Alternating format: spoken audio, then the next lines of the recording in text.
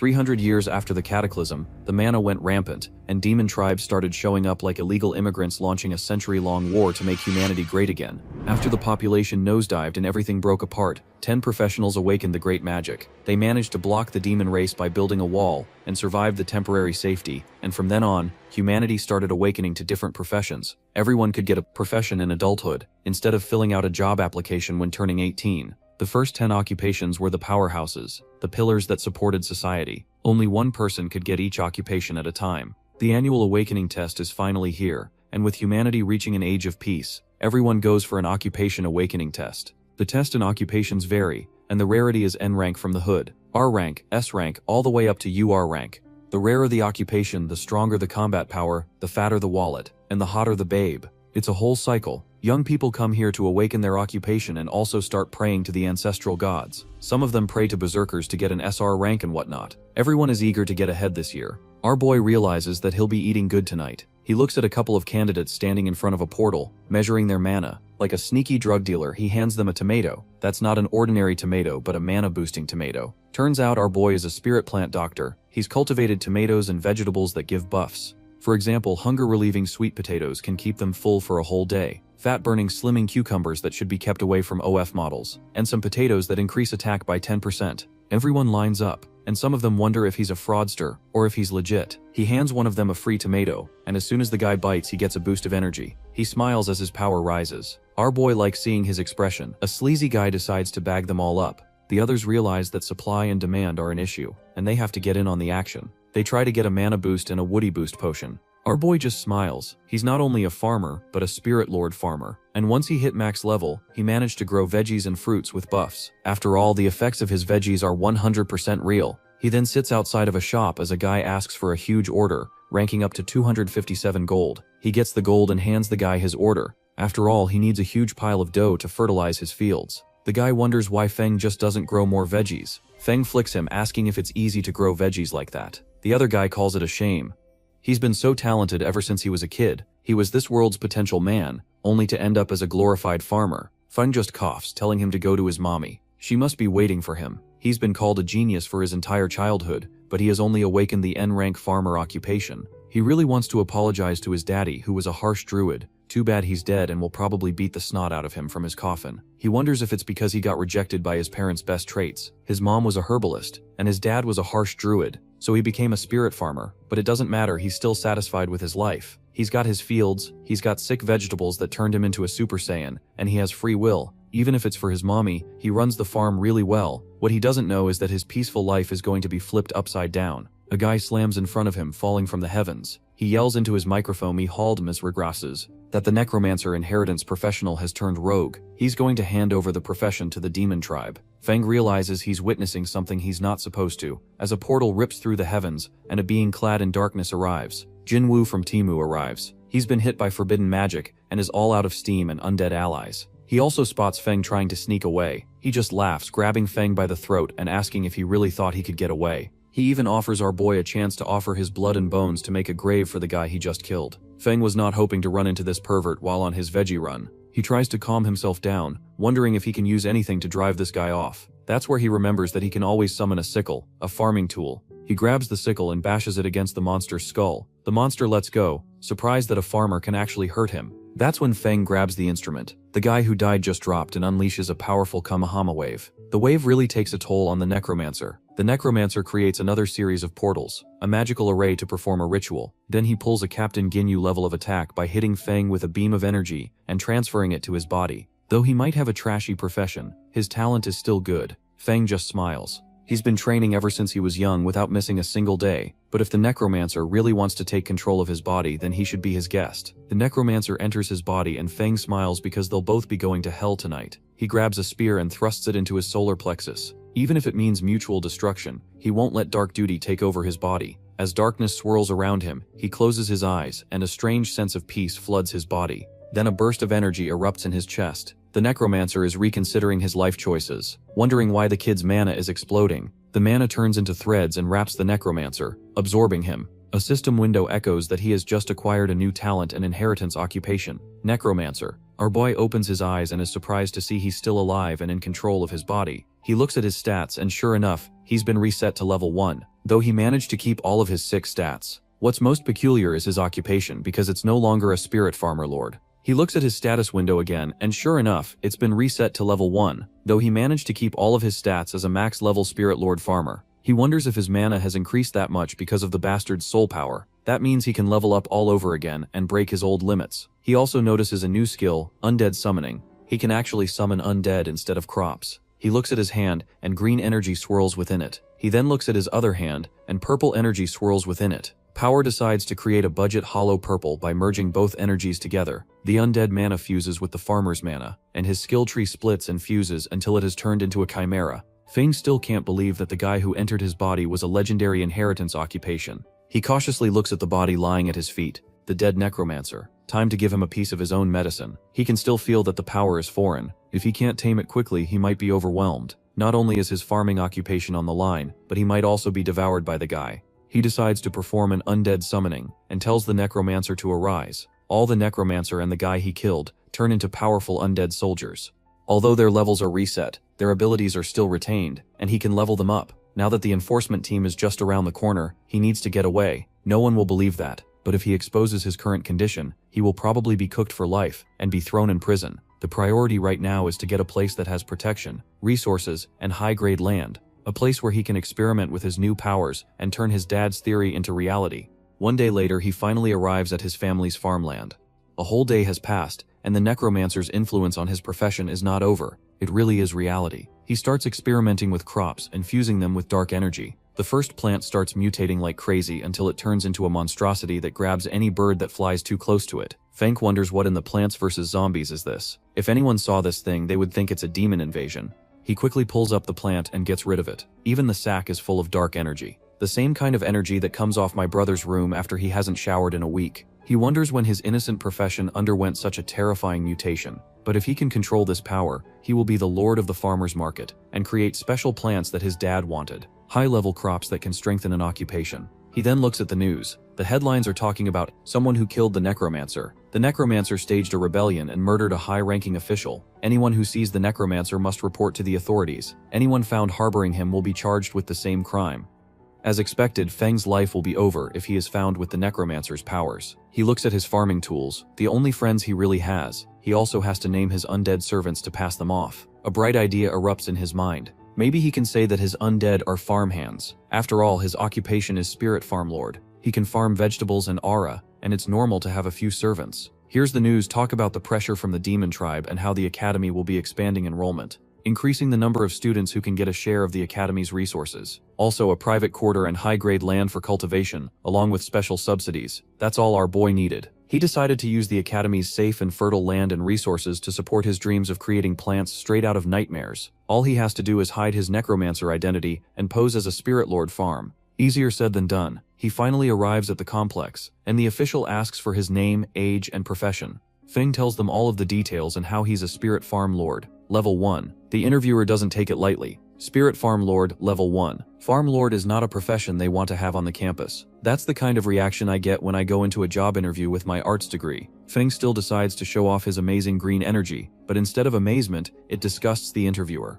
The same expression they show when they see my resume. It's a trashy farmer's aura. He tells Feng to get out of the line and not waste their time. Feng can feel everyone's eyes on him. He tells the instructor that his occupation is rare, and all he needs is a chance to prove himself.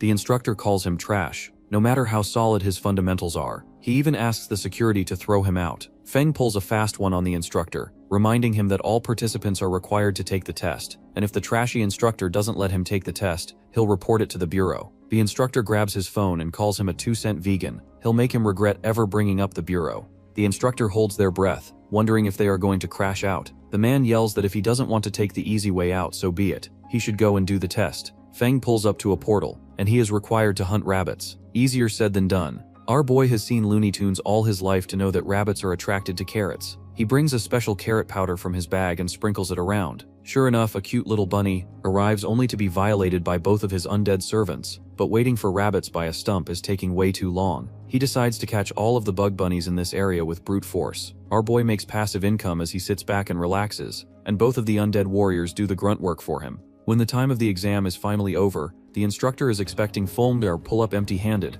Feng smiles and creates a portal to release a pile of bunnies on the instructor. So what? Did he pass? He asks. The instructor looks like he is reconsidering his life choices. 500 bunnies are way too much for a trashy profession like him. He must have cheated. That's when the director arrives, asking the instructor not to bully a kid. Doesn't he have better things to do, like saving his marriage? If he didn't come, all of his pet rabbits would have been lost to someone with no professional ethics. The director tells Feng that he has passed their exam, and Feng bows respectfully. The director feels something familiar about Feng. Feng freezes, wondering if he is going to be exposed. Chap 3. The director asks Feng what his relationship with Professor Lin is. Feng sighs in relief. It looks like he has not discovered his profession. He tells the director that Professor Lin was his father. The director smiles. That practically makes him Feng's uncle. Lin was an old friend of his, and is he preparing to enroll in the academy? And does he want his uncle to pull some strings? That's when a baddie who can call me daddy arrives, calling the director and reminding him that everyone is watching him offer nepotism in plain sight. He just laughs and tells Feng that he has some business to take care of, and when he enrolls in the academy, he should come see him. He vanishes in a column of smoke. That's when the baddie with melons bigger than some people's heads, and a dress shorter than a tensioned man smiles, telling everyone who passed the preliminary test to follow her, and those who didn't pass should not be discouraged. Later, a man of the bureau is trying to track down the Necromancer. Their colleague has been murdered and is nowhere to be found. Maybe they ended up taking out each other, but there is also a possibility that someone took the inheritance profession. He tells the group that they must find someone with the Necromancer talent, and they will get to the bottom of the matter. Everyone tells Tuca not to spread his conspiracy theories and not to be a tweaker, but Tuca yells that he believes in his theory, and he will find solid derivatives to make them eat their words. As he turns to leave, others wonder if they should stop him. After all, he is one of the Duke's men. The director also arrives, telling them that if they find the Necromancer, they are to kill him on sight. The others wonder what if he is already dead. The director coldly says that whoever has the Necromancer skill will taste his lead. After all, the Necromancer might be changing his identity by hopping into another body. Later, the baddie from my dreams tells everyone that the retest mission is clear. All new students are required to clear the level 5 special dungeon outside the city within 3 hours. Some of them are panicking since they're slightly stronger than a Kit Kat bar. They might have no chance to take down a final boss, and the 3-hour limit is way too small. Baddie feels bad for all of these trash newbies. She tells everyone that they can team up. The maximum size of a team can be 5 people. Everyone raises their hands trying to get together with the strongest ones. Feng, on the other hand, realizes that he will be solo leveling. Someone walks up to him introducing herself as a level 7 magic occupation holder. She saw his results in the test and was impressed, so he must be strong enough to kill magic horned rabbits. Maybe they can team up. Ferngay just narrows his eyes. Level 7 means that she is really strong. He can't hide his necromancer abilities if he works with someone. He apologizes and tells her he acts alone. She just smiles, wishing him a smooth clearance. Later, our boy pulls up to the baddie telling her that he will be taking on the mission alone. The baddie reminds him that solo leveling is not for the weak of heart, but if he manages to clear it, he will get a black bear's ball. Reward will give him a big boost, and he should remember to act within his abilities. Feng just smiles. He thanks her for remembering. They finally arrive at a portal and everyone is ready to go into it. Feng tells the instructors that he will be going in alone.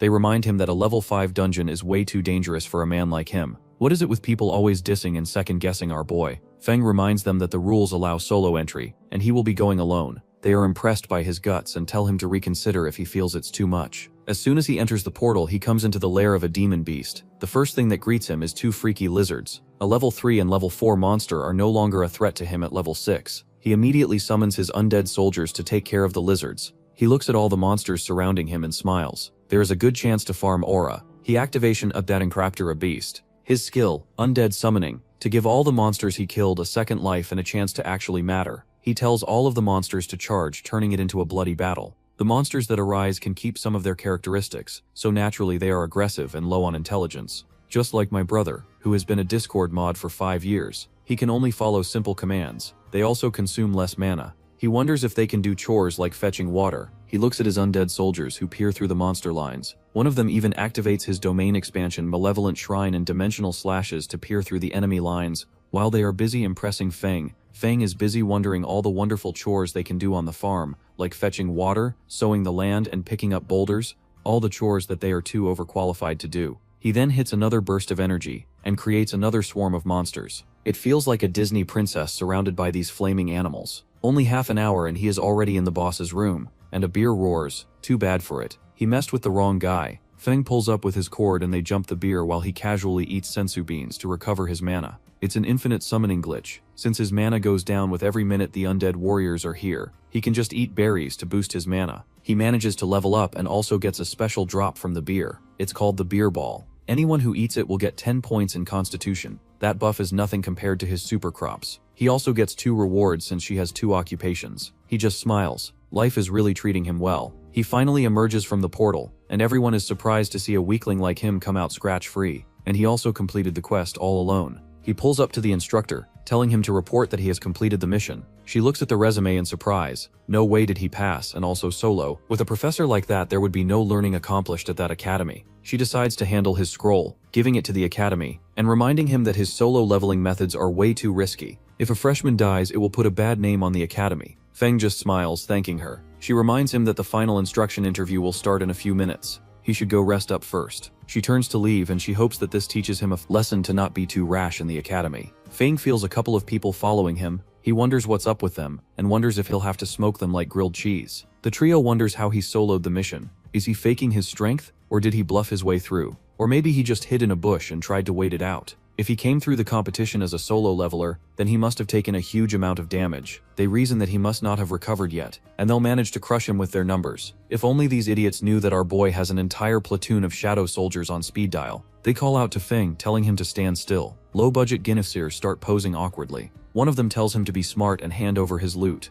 Another one says that taking so many rewards must be tiring. They are here to help him. The third one is just flexing his biceps, asking him to hand over the demon beer balls. Feng wonders why he got chosen by this trio of idiots. Bucktooth tells him that he must really be faking it. The exclusive reward for solo leveling is the demon beer balls that can grant 10 constitution points. Ugly, Uglier, and Ugliest start threatening Feng by pointing at him. Feng wonders what the deal with the demon beer balls is. Are they fruity or something? The watermelons he grows can give the same buffs minus the disgusting flavor he has to cope with. It's something that adds constitution points so well. The watermelons he grows can add 10 without the struggle of going through a dungeon. He whips up the demon beer ball, and as soon as one of them sees it, he tries to latch onto it. A bright explosion blocks him and shoves him away. The level 7 mage from earlier arrives, telling the trio what the hell they are doing. Private fights are forbidden in the company, and do they want to be disqualified? One of them tells Ling that this has nothing to do with her. She needs to get out. Ling locks in. As a champion of justice, it has everything to do with her. Either they leave now, or she is going to use explosion magic. Uglier just laughs, telling her to use her chance to run away wisely,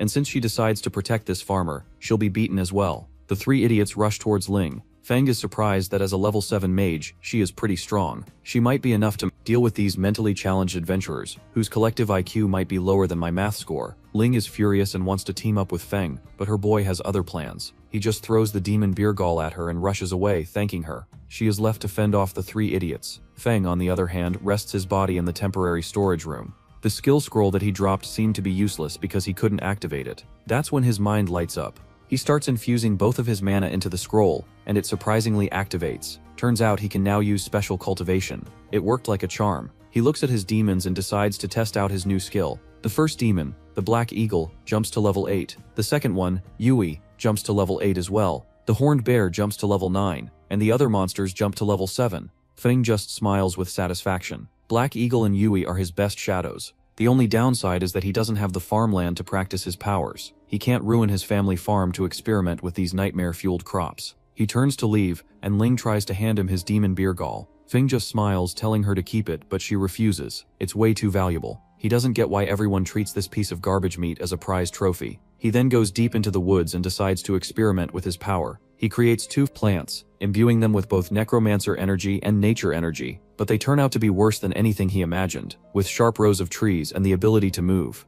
He's accidentally created the next apex predator. He quickly tries to run away. Just then, the guy from the bureau who's tracking down the necromancer arrives. He calls up Fenga, asking if he's a farmer, judging from his outfit. He looks down on Feng, asking if he saw something strange. Feng tries to remember. He then points at the dude, telling him he's the only strange thing he's ever seen. Honestly, looking at him made me think that it was a gorilla with a scar. The man yells how dare Feng humiliate him when he is an elite of the Sunwheel Academy and nephew of the Iron Lion Duke. He sets his fists ablaze, telling the lowly farmer to mind his words when talking to someone superior to him the next time he opens his mouth. Deep in the forest, the investigator's trump card was turning into a furry, and not just any furry, a furry with 6 packs and a lion's head. He promises to make Feng regret his life choices for opening his mouth. Feng already regrets ever meeting this guy, given the amount of freakiness his form exudes. The farmer that he is looking down on can beat him with one hand tied behind his back and the other one on his woody. Edgelord tries to hit him with a budget-rushing gun. As the orb of energy inches closer to him,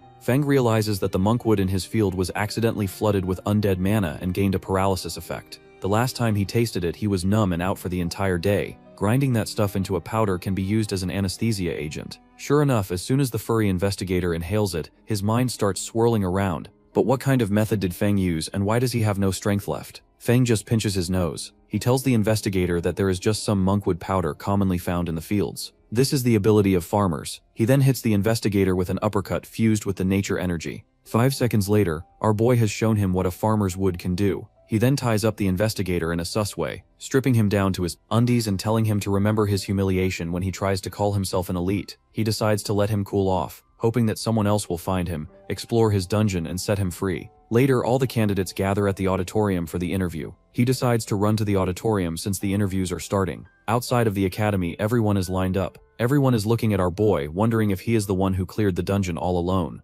Some of them wonder if he only knows how to run away and live as a woman. They don't know that he has more testosterone than their entire bloodline combined. Some of them even badmouth him for being worse than Yamcha. Some of them look down on him for being a non-combatant class. Ling is the only one who treats him kindly, trying to return the demon balls to him. Feng smiles, insisting that she keep it, is really useless to him. He pulls up a piece of watermelon and gets 2 constipation points immediately. He doesn't really get why they treat this kind of thing as a treasure. The only people who actually value his watermelons are the chocolate community from around the block. Inside the interviewing auditorium, everyone is lined up. During the interview, the instructor will choose the students, and the students can also choose which instruction they should follow. He hopes that everyone will make good choices. The first student he comes forward is Shy, a guy who is a level 6 Earth Warrior and can turn into a badass Gundam. That's his current ability, and he can summon the armor for battle. A level 44 Earth Berserker wants to take him under the wing, and he immediately agrees. Next up is Ying, who also manages to find his tutor. Feng's turn finally arrives, and he unleashes a blast of nature energy. Level 8 Spirit Farmlord. The baddie wonders how he can reach level 8 at this age. His level is way too high. He smiles. Honestly, whenever someone looks at her, something starts to rise, and it's not the shield hero. Another instructor looks down on him for only being a farmer. One of them reminds his fellows that their academy is the best next to UA High. They need to train talents who can go into the front line, not people who are destined to be cannon fodder. The Earth Berserker wonders if he should be allowed to take the test. The director is the only one who has a sense of shame and dignity. He tells everyone to calm down, and they should settle things with a combat test instead of harassing the child. All the instructors agree, and they ask Feng if he is willing. After all, his ultimate goal is to go to the front lines to fight demons. If he doesn't have the potential to throw hands, sending him to the front line is like choosing an arts degree in this economy. Feng wonders about the combat test. His current combat ability is not to hide without using his Necromancer abilities. It will be a problem if he is exposed, but our boy still agrees. After all, mommy didn't raise a quitter. Everyone holds their breath looking at the Earth Berserker face. Feng, they are not looking at it as a fight but as a hydrogen bomb versus a coughing baby sort of situation. The Berserker tells Feng to prove that he has hands to spare. He actively activates his aura, filling the air with intimidation.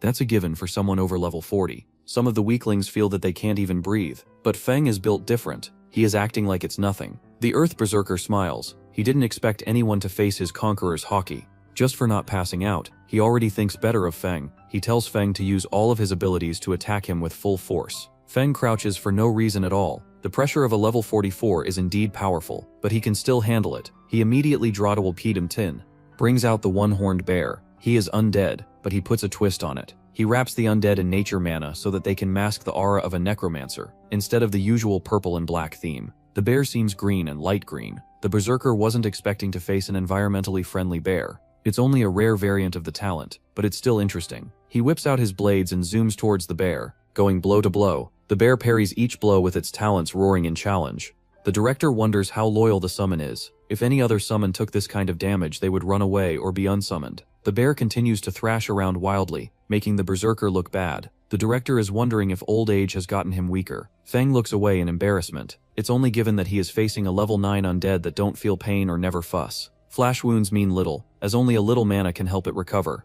The Berserker wanted to show off in front of the students. He didn't expect to struggle against someone he had badmouthed. Looks like he'll have to whip out his real power. He apologizes to Feng for destroying his summon, promising to compensate him later. That's only because ordinary summoning requires a lot of gold to sign a contract with a creature. Once destroyed, they can't summon it again. The Berserker uses his Bloodthirst skill to smash through the bear. He smiles smugly in front of Feng, expecting him to cry his eyes out for destroying his precious summoning bear. He also wants to see everyone glaze him for being a genius. What he didn't expect was Feng to be as expressionless as a toaster. Why is he not sad? Or maybe the sadness is so much that he has turned emotionless. Feng doesn't bother with sadness, and uses plant vines to restrain the berserker. He then uses another wall of vines to create a drill. Just where did our boy pick up these freaky tactics from? The berserker yells, yelling that no one claps his cheeks. The director decides to intervene, telling them to stop. Feng has already proved that he is worthy of getting into the college. However, all the nature-type instructors are busy on the field, so he'll have to teach himself for the moment. Feng doesn't care about that and wants the resources. The director promises to hand over the resources, and also for passing the exam, he can make a single request to the academy. Without missing a beat, our boy asks him for a piece of land. The director was not expecting that. No precious equipment, no high-grade weapons, no date with the baddie instructor. Instead, our boy just wants a piece of land. Who is he? Genghis Khan. Feng just smiles. As a spirit farm lawn, it's kind of weird not having a land. The director sighs, promising to grant him a piece of wasteland in the west of the city that has been idle for way too long. He can do whatever he wants with it. Later, the bureau is going to review Feng's performance review. The instructor urgently wants to report that a member of their organization was murdered in cold blood. The same guy that Feng had restrained was murdered by something mysterious, and the authorities blame the Necromancer for doing him dirty. Things are turning tricky for our boy. Chap 6. Feng finally arrives at the wasteland he inherited. Well, not inherited, but leased. He looks at the wasteland and burns the scroll. He has gotten it leased for an entire year. That's about 100 acres of barren waste. But as a spirit lord, that shouldn't be a problem, though our boy is not happy with the lease lasting only a year. 3 reasons that most people will be going to battle in a year are understandable. It is to make the most of the year. After all, 100 acres of land belong to him for 365 days. Now he is really worthy of being called a spirit farm lord. After glazing himself, he immediately summons all of his undead, telling them to get to work. Black Eagle crouches and starts digging up the land, while Huey creates a spring out of nothing. Haunt Beer starts plowing the land, and Shadowhawk starts sowing the seeds, while our boy casually eats his spirit watermelons. He really is living the life. He feels someone tap him on the shoulder. He asks if they are done clearing the land, but both of the undead just look at him blankly. All of a sudden, Huey starts chuckling. Feng leans closer and sighs. It is too much to expect an undead creature to have its own thoughts and processes. As he turns to leave for some reason, Huey cracks a smile. Later, Feng is in a greenhouse planting his demonic veggies. All of them can grant buffs, some temporary and some permanent. He laughs hysterically. People have to get power through intense training and a life full of suffering, while he just has to take care of his crops, eat a balanced diet, and have a solid foundation. It is a pity that he is the only one who can grow these crops. If only he could increase the yield, could improve drastically, and the demon tribe would be nothing but clay chickens and pottery. He sighs and decides to plant ordinary crops around the special ones so that no one discovers them. Otherwise, the greenhouse will be shut down by the FDA. He starts digging up potatoes, telling Black Eagle to dig like it. He looks at the shadow lizards working hard in the scorching sun. No wonder his ancestors loved slavery. Getting help at the farm is really the best, and it has made production faster. His face turns dark as he asks one of the lizards what the hell it is doing. He looks at the lizard chomping on a potato. The lizard is also getting a buff from the potato. Feng is surprised to learn that the undead creatures can also gain buffs through his special crops. The one that ate a potato just got stronger. In the following days, Feng started experimenting with his powers and recording the effects on various crops. That's when trouble decided to strike. A man stands over his greenhouse, wondering where all of this came from. Just a couple of days ago, it was a wasteland. The guy smirks, bringing out his blade, but it's hard to take him seriously on account of his butt chin. He looks at Feng lounging, wondering if it's a trap. He tries to tiptoe around the greenhouse, but a potato gets triggered and explodes. The guy manages to evade the first explosion, wondering if these traps are enough to deal with him. That's when he's proved wrong, when a series of angry potatoes surround him and start detonating. That's just what happened when I brought up dieting at a convention for fat people. A series of explosions light up the horizon, and something dark awakens, something that looks like a nature spirit with melons way too big for humanity to handle. Her eyes blaze, one with the energy of her undead, and the other with nature energy. Looks like Feng's power runs deeper than he understands. The spy, on the other hand, is getting his bottom handed to him by a series of potatoes. He wouldn't have come here twice if not for the Grand Duke's trust. He tries to slash them before they detonate. He also feels the odor of the undead among the potatoes. He remembers a pope telling him to go to the city and find out where the Necromancer went.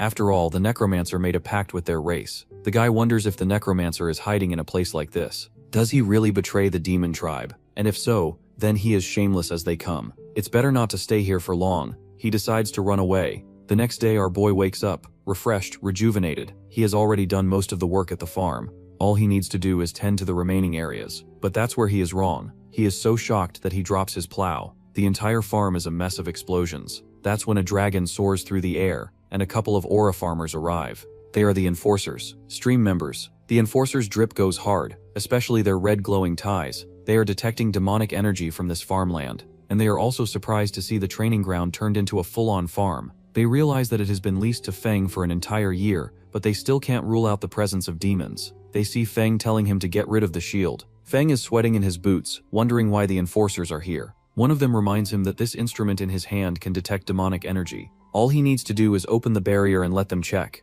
The other guy asks if he can't hear them. Feng is still trying to wrap his mind around demonic energy. How can there be any when he rented just a few days ago? The boss arrives with flames burning behind him for no reason. He tells them that Tuka, their associate, was killed by a demon, and demonic energy is here. By all means, he's looking like a spy for the demon tribe. Feng gulps audibly.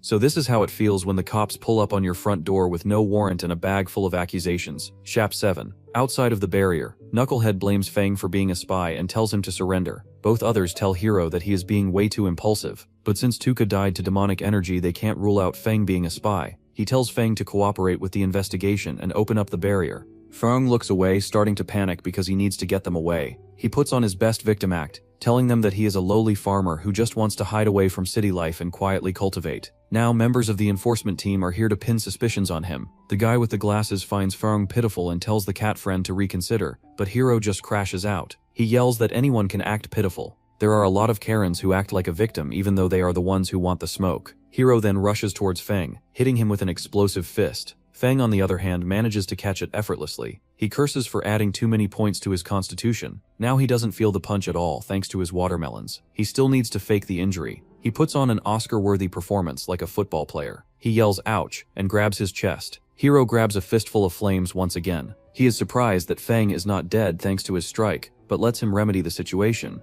Feng weakly wonders if they are trying to torture him into a confession he didn't make to close the case. This moves the others. They tell Hero to put away his temper and his magic. After all, Feng's nature mana is pure, and demons puke when they get 6 feet in a nature magician's area. The guy with the glasses tries to support Feng, apologizing for the misunderstanding. His nature mana is pure, and they will explain it in a report. Feng stands up and tells him that he is a good person, a just official. This pleases the guy, and Hero is once again trying to strike some sense into Feng. This time both of his team members block his path. Hero realizes that he can't act. He hops on his dragon and rises into the sunset, leaving Feng confused. It's getting troublesome, and it looks like he needs to get stronger to protect himself. That's when a paper crane floats next to him. A voice tells him to gather at the Academy Drill Hall tomorrow. All the new students need to go through an ability test and be graded according to their abilities. He looks at the paper crane dissipating, wondering why it's hard to live a peaceful life. Meanwhile, a couple is watching him from a distance, commenting on the magical and majestic nature mana he has. A 10x10 baddie that looks like Fubuki from One Punch Man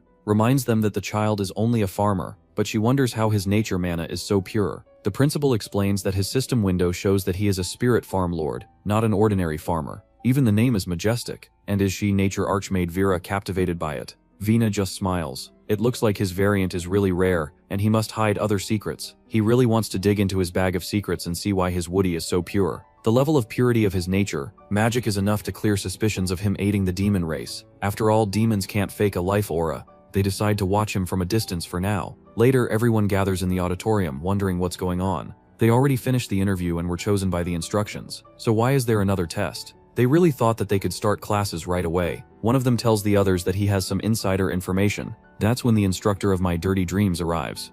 She tells them to stop with their questions. They've conducted a thorough search of everyone. This interview is just to see who's stronger than the others. They have an urgent request from the military to send more troops to the front lines. The demons are getting more aggressive, and they need people to protect the third rampart. The academy has received orders to dispatch a fresh batch of soldiers. Everyone has a lot of questions. Some ask why they are being shipped off after just enrolling. Others wonder, weren't they supposed to study and cultivate first? Another one wonders if she's too poor to buy pants. She tells everyone that the nest is overturned and the eggs cannot remain intact. A weird metaphor about a society on the verge of collapse and the new bloods having to participate in a war. Do they really think that they can cultivate peacefully at the academy at a time like this? This is not a request, but a drafting order, because humanity needs them. A little boy asks Ling if she's really going into the front lines. Feng, on the other hand, just stands there like a stone pillar. Ling tells everyone not to worry. She also wonders if Feng will be selected for the draft. Her face is getting hotter than Feng's tomatoes. After all, our boy is built like a Greek god. The instructor tells everyone to follow the instructions and enter the drilling grounds for actual combat training. Feng hopes that as a farmer he won't be shipped to the front lines, otherwise he won't be able to farm in peace. He is first up paired with a goth baddie. She puts on a real show by creating a column of flames, but the speed of the attack is way too slow for Feng. She might as well mail him the attack, and her mana is not strong enough to even roast the sweet potatoes he grows in his fields. Boy decides to end it all by punching her in the gut, and eliminating any chances of her becoming a mother. He is deemed the winner, and the next couple of fights are a clean sweep for our boy. He defeats all opponents he faces. This catches the attention of Vena, who hands him a bottle of water. With his talent, he is destined for higher platforms. He can even get into Sunwheel Academy, the best in the world, the Harvard of magic. There are better cultivation, techniques and powerful instructors over there. He can even get legendary weapons or a demonic beast. Right, Fong is not too crazy about all of those things. She wonders then what he wants. Our boy replies without missing a beat. He wants a bigger and better piece of land to farm. Vena tells him to reveal his game plan. What is his end goal? Our boy just wants more and more land, so then more people can farm. Vena wonders if he is a vegan activist, and if he really wants to reclaim all the lost territories that they turned into parking lots. The principal walks up to Feng, asking if he is developing the wasteland, and if it's not enough for him. Feng smiles. The more land the better after all. He is then mashed up with Ling. The principal asks Vena if she wants to instruct the kid, and it's true that she finds him amazing. Ling faces Feng, grabbing 2 spears of darkness, and Feng just smiles. He really wants to slander, but Vena is looking at his match. He creates a wall of tentacles and grabs her in questionable positions. Looks like our boy learned how to fight from tentacle Haname videos. She manages to cut through the tentacles. For a level 10 mage, that is expected. Vena, on the other hand, is still stoked about his purity of nature magic. Even as a level 80 archmage, her mana is not as pure as his. The child's future is limitless. The principal wonders if she really wants to teach him. She mana is not as pure as his. The child's future is limitless. The principal wonders if she really wants to teach him. She replies that she wants him to be the teacher. The principal wonders if she got hit in the hand, but she still wants to be his student. Feng manages to evade each slash. Ling throws at him, the same way my dad manages to evade each child support.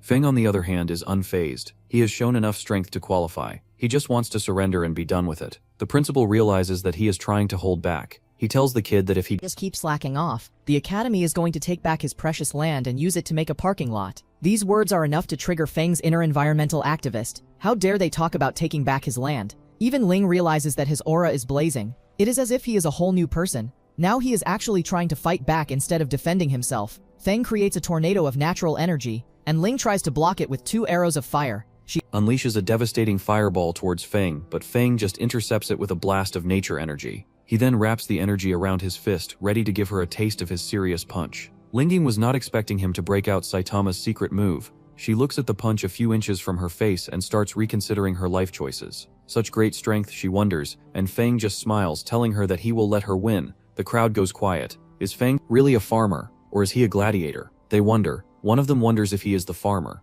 and Feng is a berserker. Vena, on the other hand, finds his control of nature magic astounding. It is as if it is an extension of his own arm. Closing the distance, Feng reaches for Ling. Our boy's game has to be studied. He has effortlessly raised 2 of the baddest babes on campus. Ling tells her crush to stand strong, for he is powerful. He finally saved his land from being taken away by the mafia. The principal starts patting him on the back, liking what he saw. Feng thanks him for going easy. The principal tells him to work hard, and he will see how he fares. Feng wants to teach this old fogey a lesson for threatening his land. Later, he is walking alone, wondering about the old fogey, when a beautiful girl with green hair and a lovely aura approaches Fengao, asking him to be her sensei and to cultivate her, and teach her cultivation.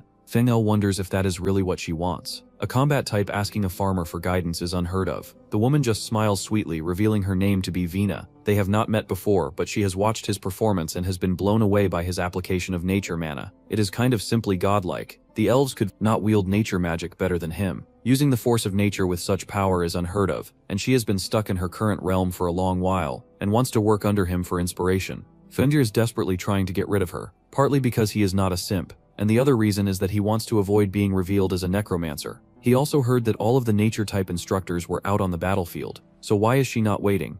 Vena tells Feng that he is close to a teacher and a master. She is not asking to be formally accepted as his student, only to visit his fields and work under him. She even starts bowing, giving him a good view of her melons. Even if it is helping out with chores, she just wants to feel his natural aura. He cannot let anyone know what he is planting in the fields. It is too dangerous to be lenient. He apologizes, telling Vena that he has nothing to teach her, only brute strength. The principal Fropelor arrives like the ultimate wingman. He was born to be. He tells Fangs it is not nice to let a lady beg for so long. He even whispers something weird in his ear, and that immediately makes Fang change his mind. Vina smiles, thanking him for his generosity, promising not to disturb his work. She even sweetens the deal by burying his arm in her natural marshmallows. Later, Vina proves to be a hard worker, tending to the field and noting things down in her journal. Her attitude is serious, but he still cannot let her see the crops he grows. Feng tells her to get familiar with the fields and see the crops under his special care. She walks towards the crops and realizes that they are nourished by pure nature energy and have high-grade temporary stat buffs. It makes her even more curious about Feng. 1 hour later, she is still playing with Feng's seeds. She also finds it unbelievable that he is growing crops like these in ordinary soil. Did he not use magic crystal powder or elemental loam as a bedrock? Feng scratches his head. He never thought about it, and besides, magical fertilizer is too expensive. Being a broke boy, how can he afford that? Vina still points at a withered crop, saying that he really needs it. His nature mana is excessively excellent, so she wants to help him out. Our boy's nature magic is so pure he has got bootleg Fubuki posing as a student and working under him in the hot fields. The school has a regulation that allows him to exchange core materials for dungeon drops. Feng smiles and asks for more details. Vina reveals that he can exchange a wolf warrior's fang in the level 10 dungeon for a bottle of Earth Pulse, a high-level fertilizer, but it also takes a long while to get it. Of course that is true, but the regulation is about to be cancelled. Feng smiles, ready to show her what that sickle can do. He runs towards the dungeon, even bursting into a Naruto run. Vina cannot believe that someone has such a pure and innocent heart. He arrives at the portal, and everyone is lined up for the job quest. They also see Feng sticking out like a sore thumb. That is the same student who cleared all of the previous dungeons solo. This time is no different. He tries to clear the dungeon solo so that he can exchange rewards. The instructor tries to object, but when he spots Vina posing as a student, he immediately switches his attitude. He tells Feng to be careful. Feng just smiles and goes into the portal, while everyone around him doubts him. He is immediately met with a pack of snarling wolves. Too bad they have to face Yui. Yui tears through the enemy lines, while Black Eagle puts them into submission.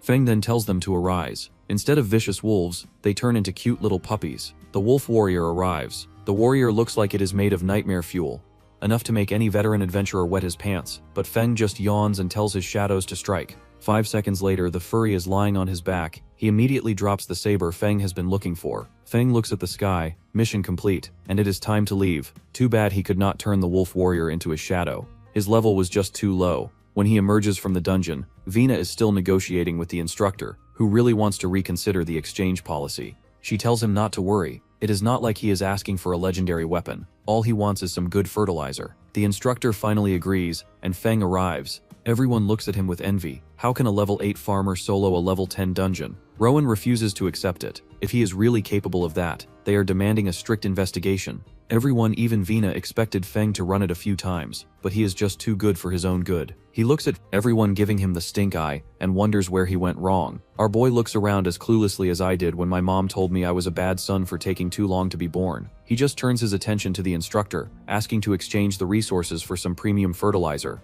Bootleg Sasuke starts questioning if his reward is even legit. The instructor tells him to stay out of it. He got the reward from a dungeon, so the academy has no right to take it back. Spiky here yells that he is willing to do a resource gamble, which is basically where two parties put their drops on the line, and the one that clears the dungeon the fastest under the supervision of an instructor gets both of them, while the loser walks away in generational aura debt. The instructor asks Feng if he is willing to gamble with him. Feng doesn't find any reason to do so. It's boring and has no benefits. Spiky here looks extremely constipated. He even decides to throw in a design blueprint for a lamp of nature. Vina whispers into Feng's ear that he must get his hands on the design of the lamp. The lamp of nature is a growth-type tool that can cut down on the growth cycle of crops without any side effects. Spiky smiles smugly, calling him a hilly-billy and asking what he thinks about his proposal. Does he want to take the wager? Secretly, he is messaging his bro Huru, who wants him to stall Feng by throwing in his family heirloom. Feng knows that if his necromancer abilities are exposed, he is as good as cooked, even if it's just a supervising teacher. Hiding it will be a big pain in the bottom, but because it's the lamp of nature that's on the line, he agrees. Spiky laughs, telling him to wait and see. Under the teacher's supervision, he will definitely be exposed. A portal to a level 10 dungeon opens in front of them. Feng steps into it with an instructor. He decides to show him a fraction of his strength. He calls upon his shadows, calling them tenants instead. All of his shadows are wrapped in a thick cloak of nature energy, giving it a whole new meaning to going green. The instructor didn't expect Feng to summon them so fast, and the quality is top-notch as well. Feng tells his troops to tear through the dungeon as they deem fit. It's just in time to show him that he can solo level. He tells Yuri to attack them at full force. Horned Bear unleashes a burst of green energy in every direction, and Yuri picks up the slack by creating fireballs the size of comets, blazing death upon all the kobolds. The instructor is dazed to see Feng wipe out a whole kobold pack in the blink of an eye, and without twitching a muscle. The power is a little too terrifying. He reasons it must be because of his occupation. Feng asks the teacher if they are ready to go to the boss's room next. They move into the room and immediately the furry boss appears. He zooms towards Feng and Feng tells Big Bear to raise his shield in advance, and others must follow behind and flank them. Sure enough, the bear raises his shield and tackles the werewolf lord. Both beasts clash while Yuri hits him with an energy bolt. The instructor is shaken in his boots. Never has he seen such amazing war potential. He even wants to report it to the principal. Feng casually waves his hand around and puts an end to his line. He then asks the instructor if he has proved himself now. The instructor tells Feng there is no doubt about his ability, and they are ready to move on to the next stage. Feng smiles, asking for some time to explore the dungeon and the scenery. The instructor tells him not to take too long. The portal will close in half an hour. Feng quickly runs towards the werewolf. Previously, his level wasn't high enough to absorb it, but now that he has leveled up, he wants to catch this damned furry at all costs. Sure enough, the werewolf is reanimated with a new purpose in life to answer Feng's every desire. He then walks out of the portal and immediately gets recognized by his peers. They don't want Feng to hold a grudge against them for being bullies. The instructor hands him the scroll that he was promised and a little Balenciaga bag. These are compensations for winning the contest. He turns to Vina, asking where the guy who challenged him is. Vina explains that he ran away after the administrator came out to testify. He just dropped the items. Feng smiles, realizing that a full harvest is just around the corner. The instructor starts laughing. The recording stone of the fight is handed to Vina. At Sunwheel Academy, Hero is personally on his way to becoming Fang's biggest hater. He even has Bro's picture on a punching bag. He really wants to teach Fang a lesson for humiliating him. But force won't work, and the academy rules make him untouchable. He needs to find some other ways to deal with him. And that just so happens that he has an idea. Seeing how unusual his application of nature magic is, he decides to tell all the frontliners who use nature magic to come back as soon as possible. His brother wonders if he is trying to use all the nature instructors to suppress him. Hero agrees. All those damned fogies value the purity and rules of nature magic. If they come and see Feng using nature magic to run the Fade and run street fights, they'll definitely put a stop to his career. What he doesn't know is that Vina, one of the archmages, is simping for a boy hard in a room. She has put on his dungeon footage on a loop. She whispers that he's simply a monster. He understands the forces of nature better than anyone, almost on instinct. She wants to write a letter to all of the old masters to come back immediately, or else they won't get to learn from the Toro prodigy of nature. She sends an adorable little pigeon to call them back, or else they will miss an opportunity of a lifetime. For several days in a row, Feng starts living in the dungeon, day in and day out, clapping werewolf cheeks and farming their tusks. The onlookers are surprised that he keeps breaking his last record with each run, and they are too lazy to even count how many times he has done it at this point. He just brings a box full of werewolf teeth to the exchanger,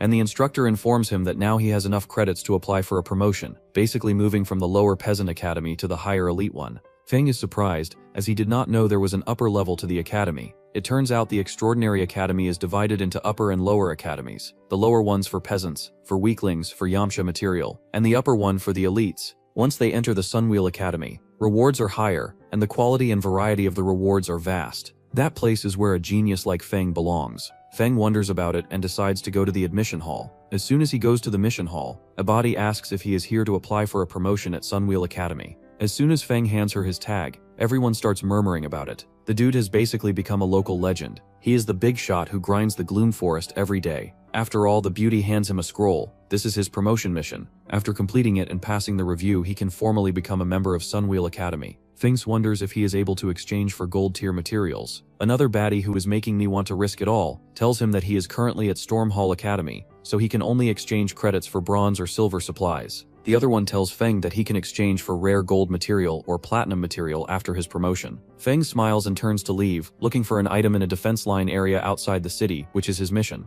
The location is also pretty close to the manor, so it should not be difficult to get there. He takes off to the vault, and there he collects the Lamp of Nature, a silver tier artifact that is close to gold tier. The bald master tells him to be careful, and not to let it be tainted by that energy. Feng smiles, promising he will not let that happen, and 5 seconds later he has decided to let that thing happen. Although they said that the nature lamp cannot be infused with that energy, he is ready to risk it all. He starts imbuing that energy into the lamp, and it immediately switches up, turning into an artifact of doom and gloom. Feng quickly stuffs it into his pants and runs away, desperate not to be caught. He quickly goes to the farm outside of the city and hangs the lamp over his crops. He then looks at his crops and they immediately show a growth spurt. Someone hang this lamp over my woody. Only then can I get my girlfriend back. The power of the lamp of nature is truly terrifying. It is actually making the crops grow rapidly. Feng puts on his shirt, glad that everything is going along smoothly, and then he hops into the portal, ready to farm monsters, this time instead of corpses. Yui looks at the lamp and strangely reaches for it. Is this shadow really gaining sentience? Outside the abandoned sentry factory, Feng is teleported to the mission location. He needs to search the entire area and get the product he needs. Surprisingly, there are already footsteps over here. Just who in the world would come here? He looks up at two idiots in suits, claiming that they found the artifact, and they must take it before Feng arrives and completes the mission. The brain-dead duo is trying to sabotage Feng's mission, trying to keep him out of Sunwheel Academy. One of them just grabs the book he is supposed to retrieve and tosses it casually, and once it hits the ground, it is supposed to be destroyed. What they do not know is that Feng has the power of God and anime on his side. The book lands in his arms, and he thanks them for the freebie. They rush towards him, trying to snatch the item back, but Feng is ready. He creates numerous vines out of barren earth and grabs them in a tentacle hold. He then asks them for an explanation, or else those tentacles will be exploring something they do not want to. Once he exits the location, he clenches his fist in anger, realizing that Hiro is behind it all. He did not expect that scumbag to actually go after him. When he returns to the farm, he looks at his shadow running a whole construction crew. It has a little flag and hat, and it is ordering the other shadows to farm while holding the lamp of nature. Feng smiles, realizing that it has become fully automated without using AI. Meanwhile, in Hiro's room, the attendant apologizes. They sent people to the sentry tower, but they are nowhere to be found. Traces of their mana are still at the scene, and there is a high probability that they are already dead. Hiro crushes the wall next to him for no reason, calling it trash. It looks like he will have to dirty his own hands. How dare Fawn kill his men? He tells the attendant to contact people from the Shadow Eclipse and offer them the highest price to buy Fawn's life. After all, Fawn must be the one who has killed Tuka. Back at the Academy Mission Hall, Fawn is congratulated for formally becoming a member of the Sunwheel Academy. He is given his squeaky new uniform so that he can walk the path of seeking truth. This is also his new student nameplate. Feng never expected to enter the academy. Now he can finally farm more credits and earn more planting supplies. He turns back to the level 10 dungeon that has become his second home. He hands his nameplate with swagger, wanting to apply for a solo clearance entry. The instructor sadly retells him he can't anymore. Feng freezes in shock, wondering why he is not allowed anymore. Nervously explains that in order to ensure equality, resources and opportunities for the lower academy students, upper academy students cannot challenge level 10 or lower dungeons. Feng can't believe what he is hearing. He won't be able to farm his favorite dungeon for easy money anymore. He is just as shocked as I was when my mom told me that I won't get a job after completing my arts degree. He turns to leave in disappointment. The instructor is relieved that he is finally gone. If he hadn't stopped his farming ritual, the whole warehouse would have been emptied by this kid. Feng is also at a loss for what to do. He lost his most efficient way to farm supplies. Just then, another student walks up to him, calling him a newly promoted junior brother. He introduces himself as Ron, who feels sorry for Feng. He asks Feng if he needs to get into a mission or something. Their squad happens to be one man short. If he wants to accept the collection mission, he can make easy money. Feng is not too sure about him. After all, their timing is just a little too convenient. Ron wraps his hand around Feng, promising to make a killing together. After all, it's also a good chance to familiarize himself with the difficulty of the upper dungeons. Feng side-eyes him. He does need the credits to exchange for plant supplies, and he can't farm dungeons anymore. Feng understands and immediately hits them with a classical wine-restraining magic.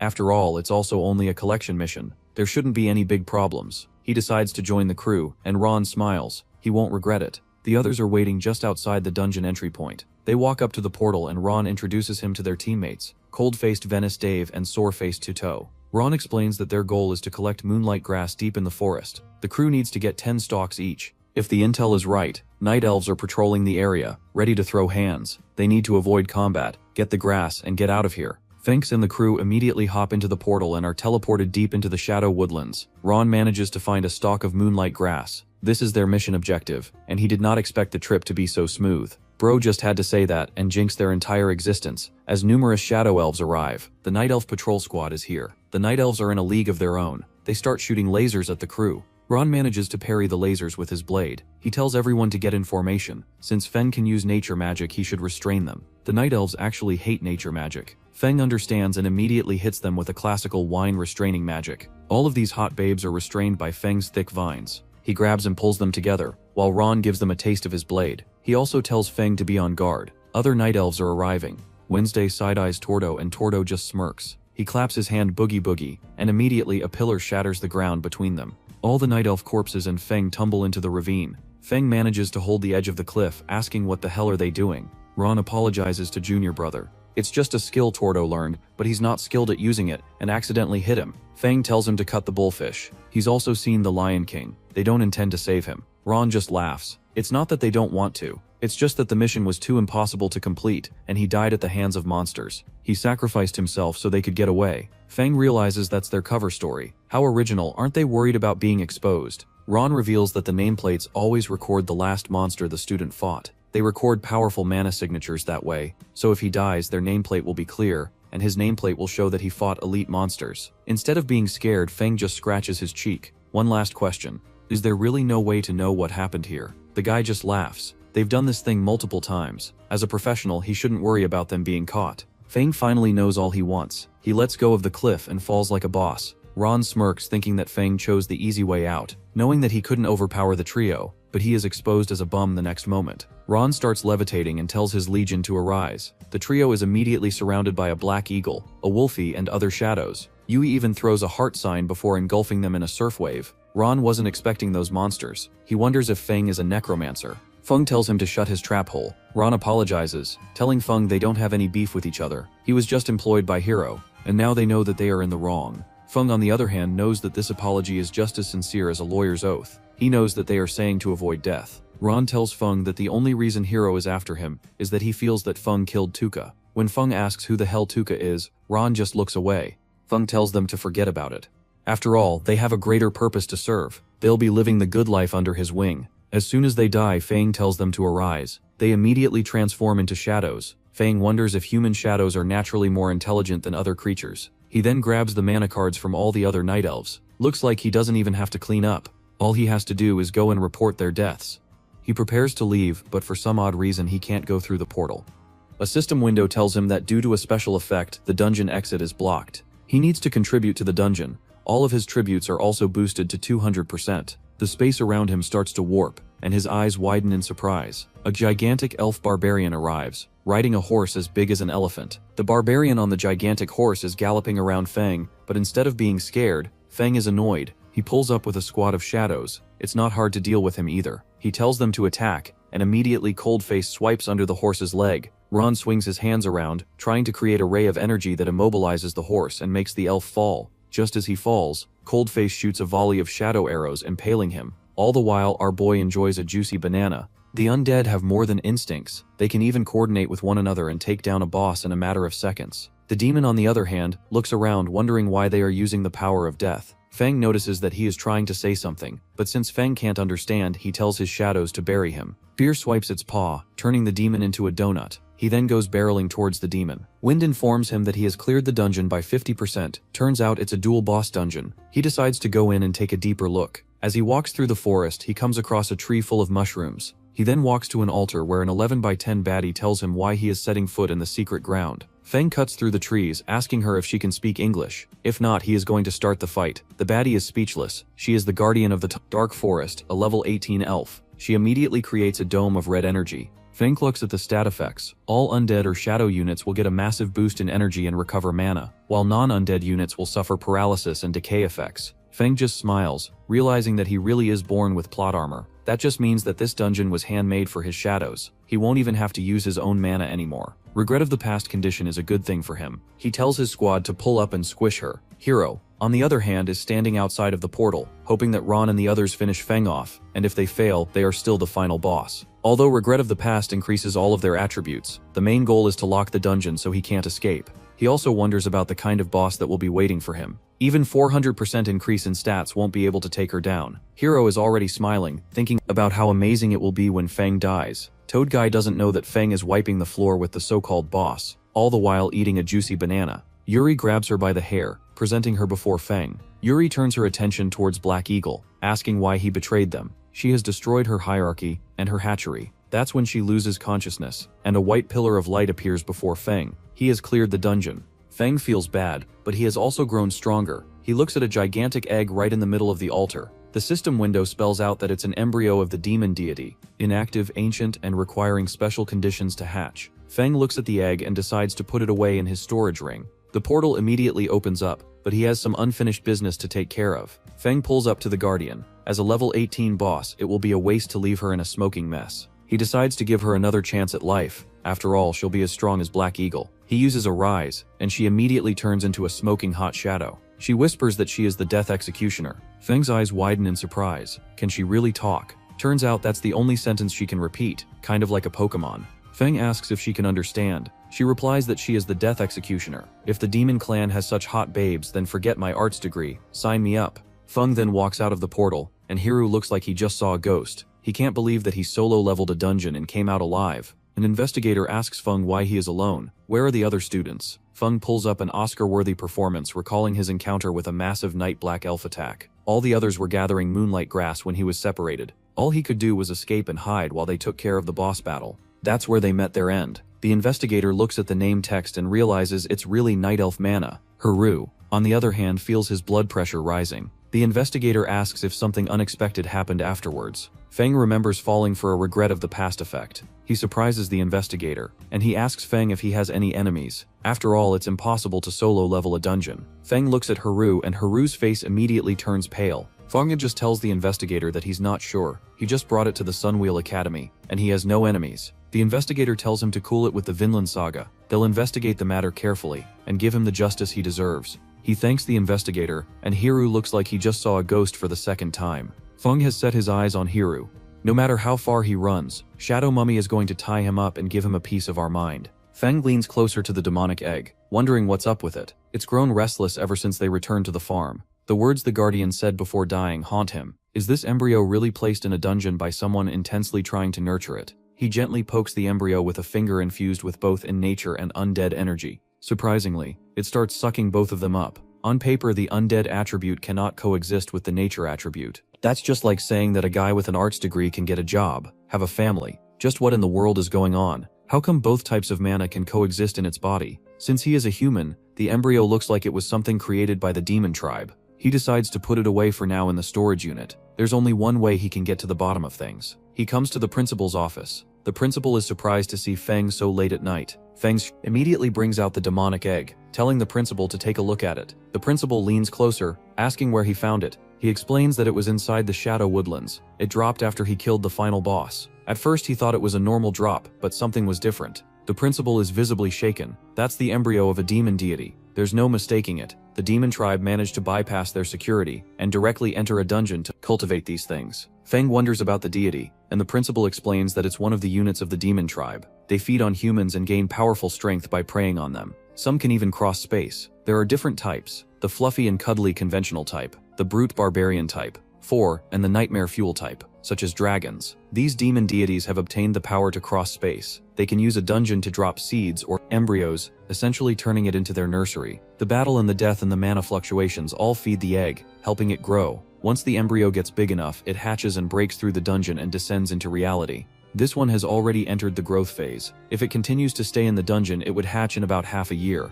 After hatching, it would likely become a high-level demon. Feng has really saved the canby for our sticky situation. But what puzzles him is that embryos are hidden very deeply. Unless there is a familiar aura, it won't appear. Feng realizes that the cat is about to come out of the bag. Is he really going to be discovered as a necromancer? The principal starts laughing, apologizing for teasing him. He knows that everyone has secrets to keep. As long as he doesn't harm the cat by and doesn't turn into white trash, the cat by is willing to give him room to grow as a genius. All he needs to do is promise never to use his power for evil, and to make sure that he is a student of the Sunwheel Academy and a member of humanity. Feng promises to keep it in mind, and the director pats him on the head. He even gives Feng a territory banner as a reward for handing over the embryo instead of being dumb like other MCs and trying to hatch it. Wherever he plants this flag, 500 meters of land will emerge, and he can even modify the terrain to some degree. Feng just smiles. As a land mafia, he finds it amazing. The principal tells Feng to go back to his dorm if there is nothing else. He'll send someone to handle this egg. He also tells Feng that a student exchange program is going to happen in a couple of days. He should drop by and talk to other students.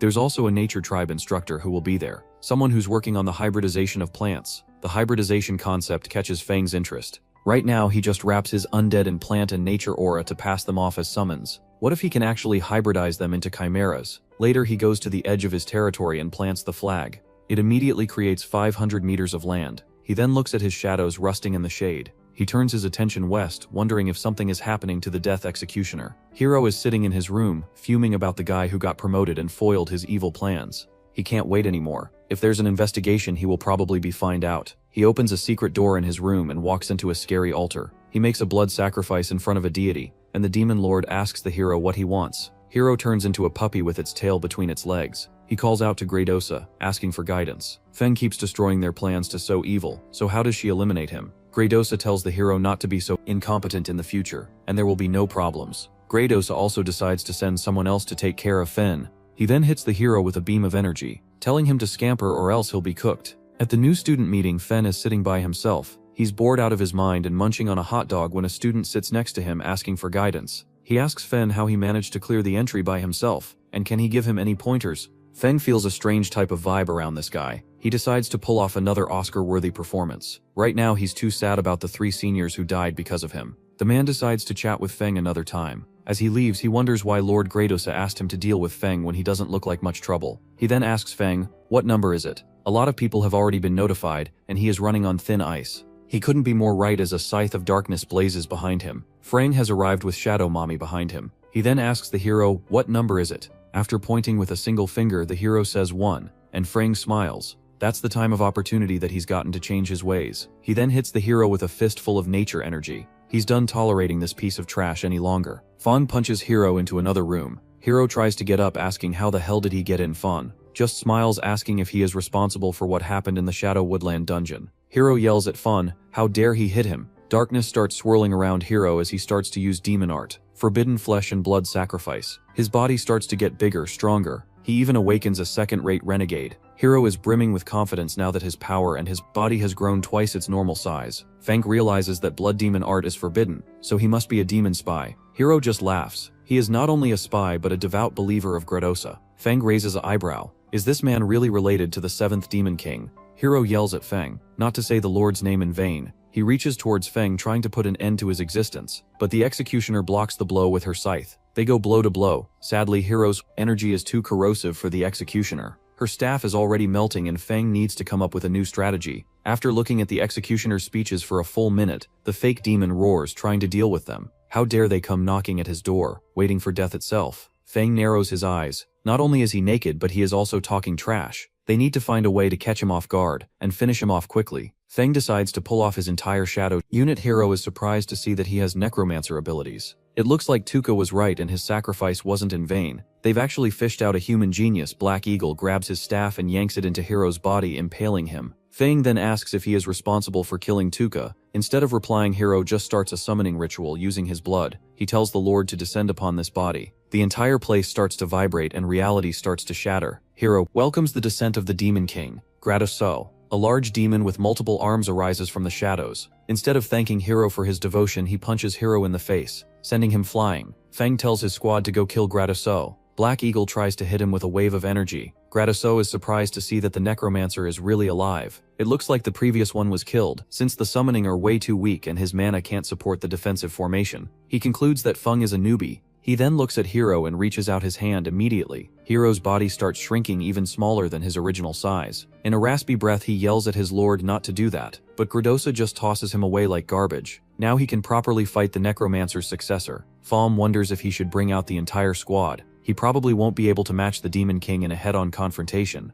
Notices Hero and his shriveled body in the magical circle hovering over the Demon King. A plan starts to form in his mind and he tries to provoke the Demon King by introducing himself as the new Necromancer. Knowing that, does the Demon King really want to challenge him? He tells his shadow to go and get him. Gradosa wonders what a unique way of provoking him. He unleashes a devastating series of slashes. The executioner blocks them with the staff. UI creates water bubbles to block them, but they still get whipped by his Aurora tentacle. Most of the undead are scattered in dust. The Demon King asks Feng for any last words, calling him a pitiful successor for the Necromancer who doesn't understand the power of undead. Feng just smiles, telling him he is the one who doesn't understand its powers. Feng had noticed how Gradosa didn't kill off Hero, instead stole his mana and kept him alive. Hero is the ling for his entry into the mortal world, so his summoning must have a limit. As soon as Hero is killed, the magical circle shatters and Gradosa vanishes into a column of mist. The Bureau also arrives, trying to decide what to do. Feng runs away, managing to evade their gaze. His mana is completely empty, but that was a close call. If he hadn't won that battle at the end, he would have been done for. As soon as he walks towards his farm, the assassin arrives. He was having fun killing someone in a mission.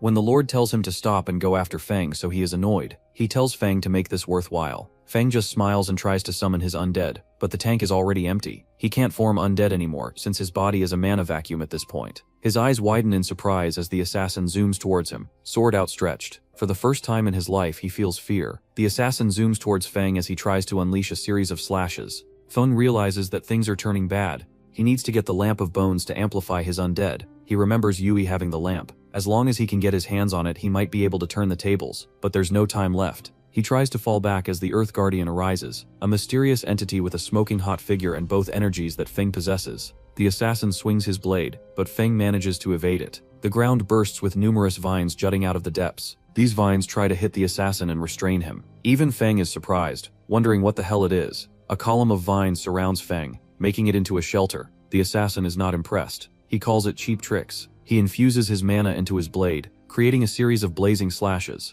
After all, he is a master swordsman. The first swing doesn't do anything to the thick vines surrounding Feng. After a little effort, the assassin manages to slice through. Feng is already running away. He remembers someone from a while ago. The assassin tries to run after him. He remembers how Lord Grey Doza had told him to abort his current mission and start chasing Feng. The noble is part of their clan and their plan. If they don't kill him now, he will bring reinforcements later. Lord Doza still told the assassin to listen to his order and not to question it. All he needs to do is follow his mark, and he will manage to get to Feng. He also bestowed a silver medallion on the assassin. He took the medallion and is presently trying to make his way through the thick tuft of vines blocking his way. He wonders where the vines are coming from. A huge explosion rocks the farm. He calls the Necromancer a traitor, for it's not easy to run from him. He tries to evade each projectile vine by parkouring through the entry ticket network. He is finally closing the distance between Feng and him. He finally tackles Furbong to the ground and tells him it's game over. Furbong, on the other hand, smiles. He already has the lamp in his hand. For some odd reason, he can't use his undead aura to activate the lamp of bones. Each second is crucial. He tries to light up whatever he can, and suddenly the lamp glows with green energy. He gets up and yells at the lamp to respond to his call.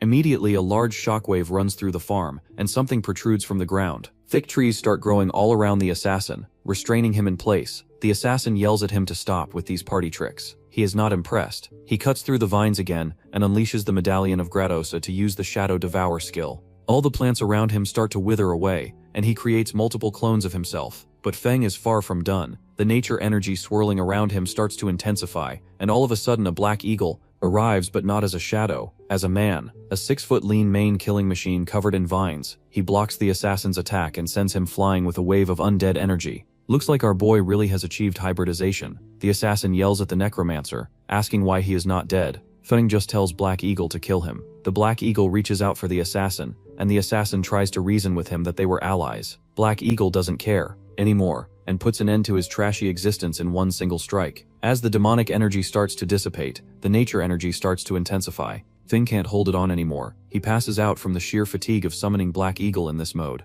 Black Eagle also sighs and returns to his shadow level before crumbling. Somewhere far away, a whole procession of knights is carrying a carriage that houses 2 noble men. They are staring at each other intensely. All of a sudden, they feel a burst of natural energy. It's surprising and refreshing at the same time. The redhead wonders what the hell is going on. All of the other instructors followed the source of natural energy to Feng. They were amazed by its purity and never knew that a nature powerhouse was hidden in a place like this. Some even expressed jealousy. If only they had this purity of nature magic, they would have become the dean of the nature department. Judging by the surroundings, it looks like there was a battle with demons. You also see Feng snoring soundly with the lamp of nature shining beside him. King Arthur Vonnaby wonders about the lamp of nature, realizing that Feng is suffering from a backlash caused by forcibly activating the lamp. He starts pumping nature energy into Feng's heart, and Woody, both of his vitals are being pumped by this old man. Meanwhile, in his mental space, Feng is being harassed by tendrils of darkness. He looks inside, wondering about the familiar glow. The familiar glow is his own natural power, but something foreign is attacking him and restraining him.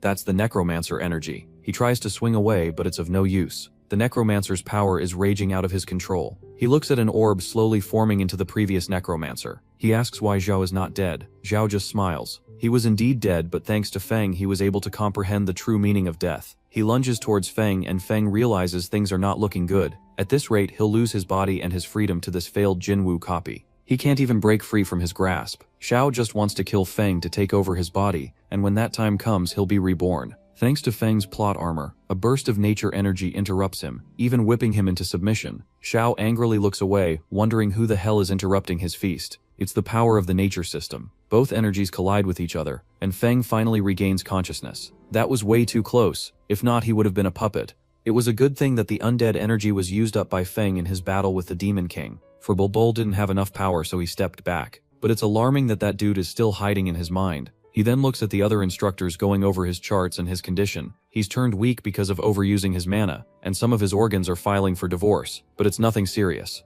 After checking their surroundings, it's clear that a high-level demon was fighting with Feng. It must have been at least level 20 or above. Feng looks at everyone surrounding him as if it's his funeral. One of them wonders if he really killed a demon by himself. Feng quickly sits up and is on edge, wondering who the hell these people are. King Arthur wannabe tells him not to be nervous. He looks at Feng's nature mana. Being so pure, he must be the son of nature Vena talked about. He then spots Feng's student card and realizes he's part of the Sunwheel Academy. The man introduces himself as a fellow instructor at the academy. Feng immediately greets him with respect, and a platoon of knights asks Master Seymour what happened. Seymour explains that a demon invaded, but fortunately, this child was able to send it to hell. The knight is amazed by Feng, calling him a true hero. He then looks at the broken sword and wonders if he really killed him. Seymour wonders what's wrong. Did the Count find something else? The Count was just trying to defend the demons against the front line. He feels bad that some of them were able to slip through the rear. Seymour tells him not to worry. They'll double the security around the academy. He then also asks the Count to bring Feng over. They need to give the principal a clear explanation.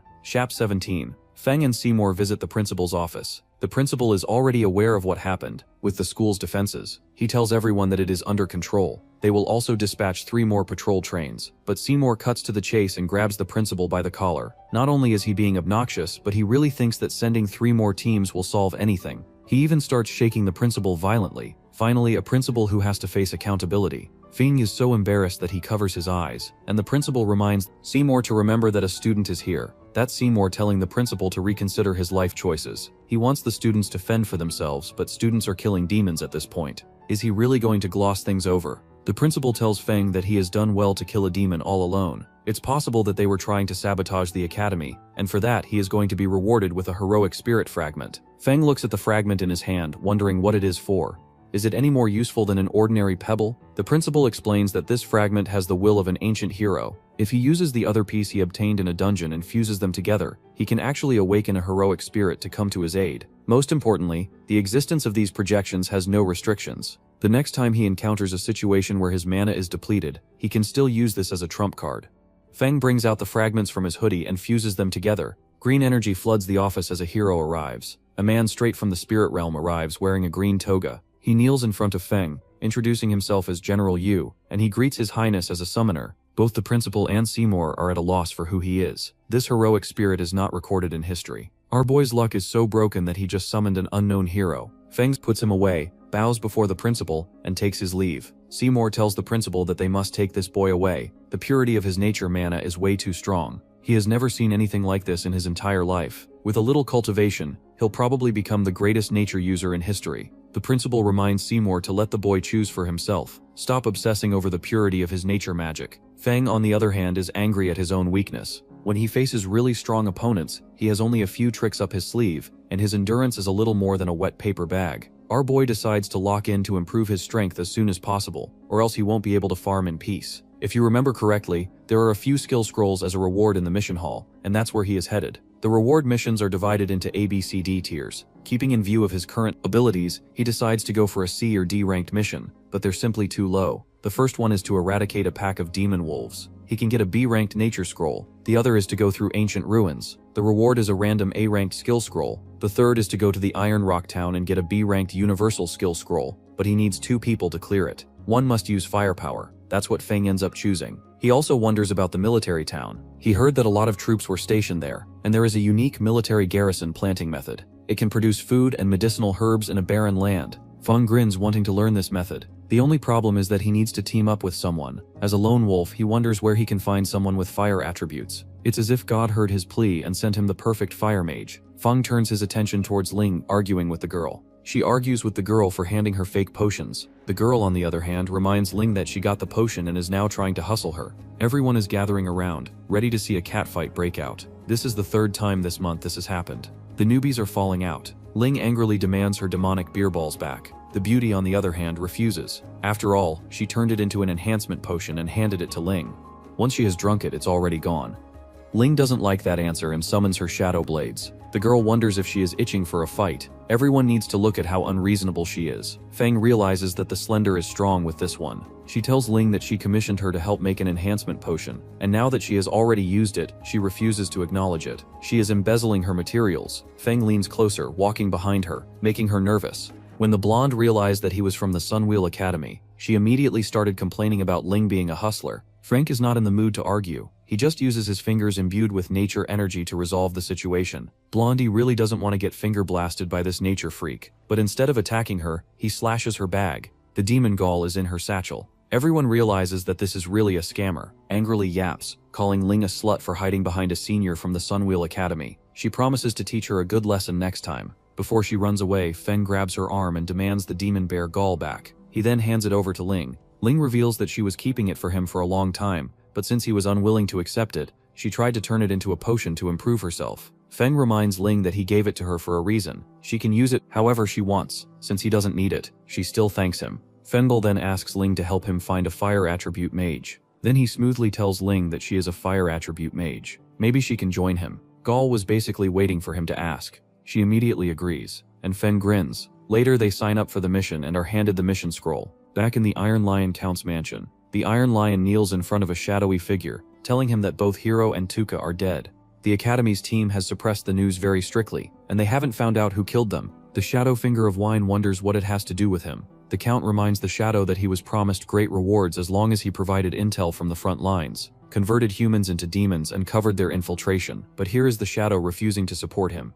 Because of the defeat in the battle, he has already been demoted from Duke to Count. His military power has been stripped, and his freedom has been halved. He can't even protect his nephews at this point. So where is the assistance he was promised 3,000 years ago? Demon reminds him that even though he is one of the chosen people, the battlefield is already challenging. They have suffered great losses, but he shouldn't pin the death of his nephews on the shadowy figure. That was their own incompetence. If they had only followed the plan, they would have survived. He then tells the Iron Lion that Lord Grydosa only wants results, not excuses. Iron Lion grits his teeth. Ever since he opened the back door for them on the battlefield, the old thing has his eyes on him. How can he help them further? The shadowy figure tells the Count to stop with the yapping and get to work. That group from the nature system can't save the Iron Lion. Trying to rely on a power that is based on nature will only make him die faster. He can't remove the curse. They have their layout over Iron Rock Town. All he needs to do is transfer the garrison away when the time comes. As the shadowy figure dissipates, Iron Lion curses for being so helpless. It is a mystery why Iron Lion and his nephews keep working for the demons even though they are crappy employers. UTAP 18. Feng and Ling start their journey towards the military town, and while they are passing a dense Batude as the military town,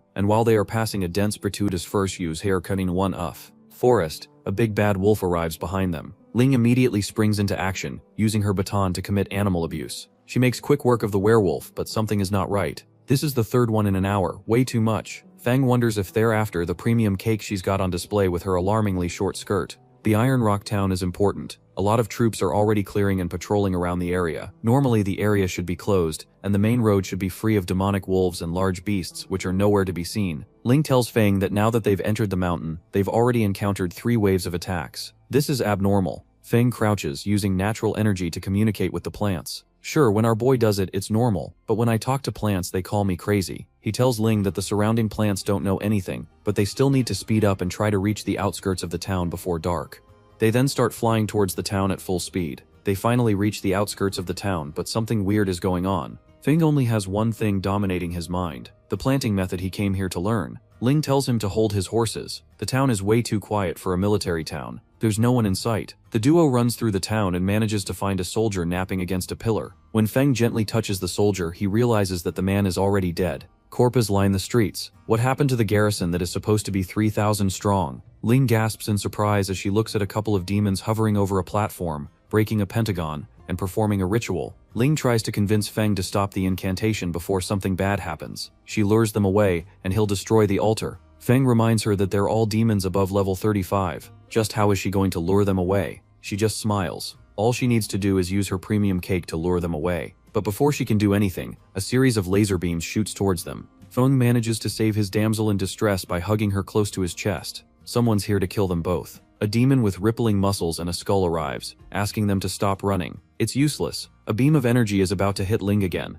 but Feng manages to save her again. He raises her up with each save. After a series of dodging, the entire area has been leveled. Vina then looks at her blade, and it's barely forming. Feng also uses his nature energy, but it's nowhere near as potent. He wonders why they can't use mana. It's like the formation is making it hard. He can't even summon his heroic spirit. Bones tell them that this is an anti-magic formation. Only demonic energy can be used over here. As Bones rush towards them, they wonder what to do. Fong knows that he can still use his necromancing skills, but with Ling over here, he can't expose it. Ling selflessly offers to hold them off while he escapes and tries to bring some reinforcements. Fong raises an eyebrow. Doesn't she know that she's as useful as Sakura? She still insists that someone needs to go back and get reinforcements. Since she lost the last match, she can't let him go down. She crosses her blades, ready to fend off the demons or die trying. Feng knocks her out with a single nature slap. She gasps in surprise and goes down like a sack of potatoes. The skeleton demons wonder if he's trying to betray his teammate to exchange for a chance to live. Some of them even start bad-mouthing humans, calling them shameless. Feng doesn't care what they think. All he needs to do is keep her out of harm's way and use his skills. They just start laughing at Feng, but Feng whips out the Lamp of Nature. The demons are immediately on guard, telling him to stop using the Lamp of Nature or else he'll be broken. What they don't know is that our boy is going to transform the Lamp of Nature into the Lamp of the Undead. The lamp changes into a lantern of bones, holding purple energy. Feng smirks while holding the Lamp of Death in his hand. He also summons Spirit Mommy to his aid. She unleashes a devastating series of energy strikes. A skeleton demon starts crashing out. Why are there undead over here? He wonders. Feng just smiles. The hunt is only beginning. The entire squad pulls off and the demons look like they are going to wet their pants and lose their bladder control. A couple of demons try to block their way, but the executioner makes quick work of them. The demon summoner starts creating more and more undead. They can't believe that there's actually a summoner who's not affected by the anti-magic field. Strongest one of them calls Feng a little stronger than a paperclip. He tells his minions to hold off the undead warriors while he goes to deal with the summoner personally. The skeleton squad pulls up with their weapons in hand. It's shadows versus skeletons, while Big Ugly calls Feng troublesome. As long as he's killed, the summons will naturally vanish. He even starts calling him a stupid human. Feng is tired of seeing him run his mouth instead of his hands. He rushes towards Feng, concentrating his energy around his fist and ready to shatter his soul. Feng, on the other hand, is unfazed. He wraps his nature energy around his fist and gets ready to meet him head-on. He goes blow to blow with this bony powerhouse, telling him that his fists have 20 years of power behind them. Is the demon really sure that he can block it? Sure enough, purple and green energies collide with each other while shadows and skeletons run the fade. It's turning ugly for Team Skeleton as all of the shadows stand before them unfazed. The head demon is forced to kneel, wondering just who in the world is Feng for attacking Iron Town on his own and sweeping it clean of demonic trash. Feng also wants to know who the demon is and who ordered them. The demon refuses to elaborate. Once Lord Grado descends, he's sure that every human will be his protein bar. Feng gets irritated by hearing that name again. He turns his attention towards the executioner, telling her to interrogate everything out of this demon. She just smiles and creates a whip out of her energy. Feng smirks. He already knows their entire plan. He wants to know the location of their accomplices and all the juicy details. She just smiles sweetly and unleashes her whips at the muscular demon. The demon writhes in agony as a starburst of darkness shrouds him, burning him away until only ashes remain. Feng slowly walks in light with working trot pusit festive, attributing the wen, temente refort, and lights of the lie boostering wants. Feng slowly walks a mount of Kanavaf Poetaterum towards Ling, trying to see if she's okay. After he makes sure that she's breathing, he turns his attention towards the energy pentagram burning. With a lilac flame, the energy core in the middle is starting to fissure. The nature of the mana in the surrounding space is repelled. It's almost out of mana. Feng notices that this is also the source of the anti-magic field. He gently touches the orb, and the orb starts to go berserk, darkness intensifying by the minute. Realizes he can't get close using his physical strength. He turns his attention to one of the undead he summoned. Ron walks up to Feng and Feng asks Ron to smash it for him. For a moment it looks like Ron is about to tweak. He grabs his head, but that's just his way of condensing energy around his fist. He then punches the shard so hard that it starts to fissure and crack. Feng smiles with satisfaction and realizes that there's no aura of living people around here. The undead are already scattering. It's best to go back and check on Ling first. He notices that aside from a few internal injuries and flesh wounds, she's alright. The executioner walks up to Feng with puppy dog eyes, and Feng sighs, wondering what it is. He also feels something warm glow in his chest. He looks at his shirt radiating heat and energy as if it's an arc reactor. Turns out it's only a grimoire reacting to something. It starts flipping by itself, and a blood-red pentagram blazes on it. Nature energy starts attacking the grimoire, and Feng wonders why it is attacking and activating on its own. Just what in the world is going on, our boy wonders. Still at Iron Rock Town, Feng looks at the grimoire glowing with a faint green energy. The surrounding mana is recovering slowly, but it's strange that it activated automatically. He discreetly puts the grimoire away, the same way recruiters discreetly throw my resume in the trash after I leave. He also notices demonic energy surging all around him. He leaves through the air, deciding to pay the demons a piece of his mind. He walks around town with a backpack. The scene looks something straight out of a war. Feng feels uneasy and for no reason puts on a robe that makes him look cool. A large demonic warrior is running after a woman and her child, telling them to stop running. The child trips on a pebble, and the woman bravely tries to fend the demon off with her sword. It's of no use. She tries to save her daughter but gets slashed instead. The girl starts crying her eyes out as the demon is about to put an end to her existence. That's when our boy arrives, aura farming in the finest way possible. Capes billowing and intercepting the blow with a single hand while showing no expression. Looks like he's learned from Master Piccolo himself. He then summons Black Eagle and gives the skeleton warrior a run for its money.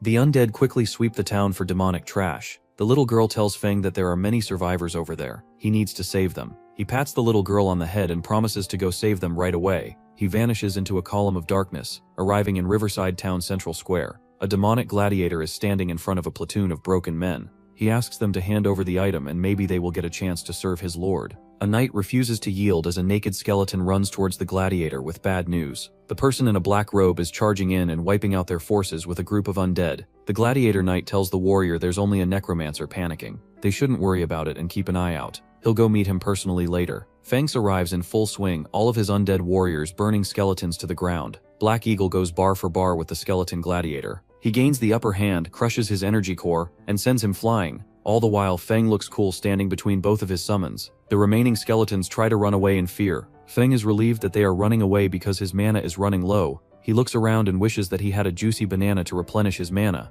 All of the people kneeling in front of the skeleton gladiator start kneeling in front of him. One of them asks if he is a necromancer. Feng realizes that it is too late to play dumb anymore, but saying it out loud will only make people more afraid. He tries to deflect the question by asking if they will believe him if he is not. One of the knights reminded their leader that the Empire has issued an order to kill any necromancers they come across. Feng reminds this trashy man that he just saved them. If he were one of the enemies, they would have died long ago. Only a few survivors remain. One of them tries to run the fade with Feng, but the leader intercepts him. He thanks Feng for the help and tells him to follow him. He brings Feng to a pillar. He is not sure where the pillar came from, but the demons are after it for some reason. Feng inspects the pillar, and the major explains that this is an anti-demon divine artifact made by their technician. It can keep demons away. The leader starts yelling because the artifact is missing. Just where the hell is it? Feng tries to see if illusion magic is cast on the pillar, but it is real. The item is taken away, and the warriors are starting to rot and steam. The remaining warriors huddle around wondering what the hell is going on. As everything starts to make little by little sense, something arrives in front of Feng.